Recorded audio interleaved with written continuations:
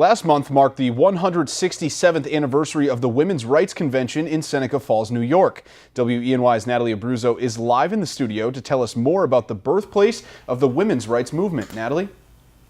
Yes, Ross, it's known as the birthplace of the women's rights movement, but Seneca Falls is not only a thriving town, it's a national treasure.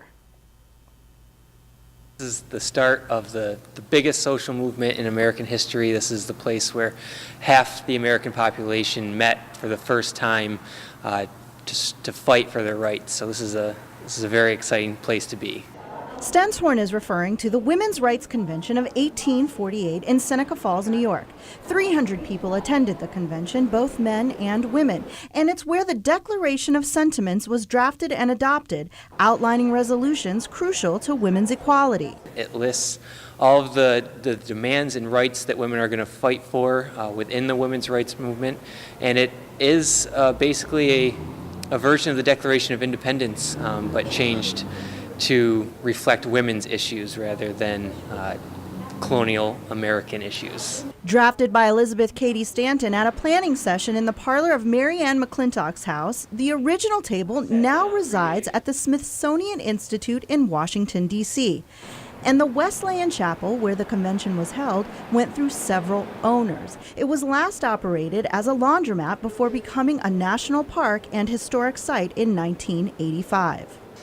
And even though it would take 72 years from the time of that convention until the 19th Amendment granting women the right to vote was passed, that didn't stop great women throughout our history from accomplishing great things.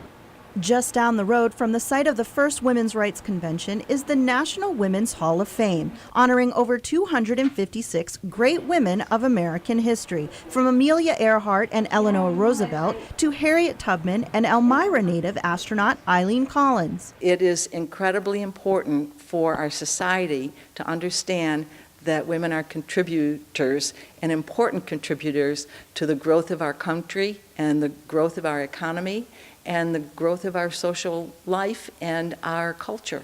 Startling statistics show that only 10% of content in U.S. history books is about women. And students can't name 20 women in history that aren't athletes, celebrities, or first ladies.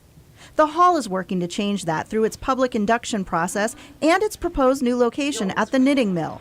The location is slated to become a state-of-the-art educational venue telling the stories of great American women. So this mill has significance to Seneca Falls at many levels. They were abolitionists, they were women's rights activists, they were human rights activists. So we have a special bond with this site and are thrilled that this will become the home of the National Women's Hall of Fame. The National Women's Hall of Fame induction ceremony will be held this October and is open to the public. For more information about the historic sites and the hall, head to our website at WENY.com. Reporting in the studio, Natalie Abruzzo, WENY News.